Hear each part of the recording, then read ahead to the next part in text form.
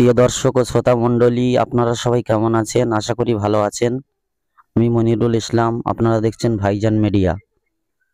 তো প্রিয় দর্শক, সামনেই লোকসভা নির্বাচন। ইতিমধ্যেই রাজ্যের শাসক দল ৪২ লোকসভা আসনে তাদের প্রার্থী তালিকা ঘোষণা করেছে।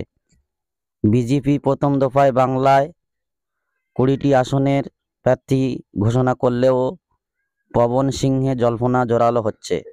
এদিকে আজ সন্ধ্যায় ৪২ লোকসভা আসনের মধ্যে ১৬টি আসনের প্রার্থী তালিকা ঘোষণা করে দিয়েছে বামফ্রন্ট। প্রিয় দর্শক, এই ঘোষণার মাত্র কিছু সময়ের ব্যবধানে বাংলার ৮টি আসনে লড়ার কথা জানিয়ে দিয়েছে পীরজাদা নওশাদ সিদ্দিকীর দল আইএসএফ। প্রিয় দর্শক, বামেদের সঙ্গে জোট নিয়ে আইএসএফ ৩ দফা বৈঠক করেছে। এরপরই বৃহস্পতিবার সাংবাদিক বৈঠক করে দলের তরফে ঘোষণা করা হয় বাংলায় মোট ৮টি লোকসভা আসনে লড়বেন তারা।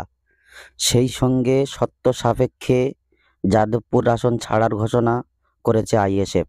প্রিয় দর্শক, ৮টি যে কেন্দ্রগুলিতে প্রার্থী দেওয়ার সিদ্ধান্ত নিয়েছে সেগুলি হলো বসিরহাট, বারাসাত, যাদবপুর, মথুরাপুর, শ্রীরামপুর, উলুবেড়িয়া, মালদা দক্ষিণ এবং মুর্শিদাবাদ। তবে শর্ত সাপেক্ষে যাদবপুর কেন্দ্রটি ছেড়ে দিলে বালুরঘাট, ঝাড়গ্রাম এবং জয়নগরের মধ্যে যে কোনো একটি কেন্দ্র থেকে লড়তে পারে নওশাদ সিদ্দিকীর দল আইএসএফ।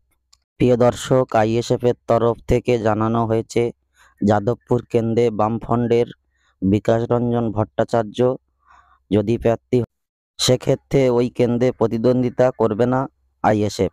যদিও বামফ্রন্ট যে তালিকা প্রকাশ করেছে তাতে যাদবপুর কেন্দ্র থেকে লড়ছেন বাম প্রার্থী সৃজন ভট্টাচার্য। ফলে ওই কেন্দ্র থেকে আইএসএফের লড়াইয়ের সম্ভাবনা রয়েছে বলেই মনে করছেন রাজনৈতিক শিবির।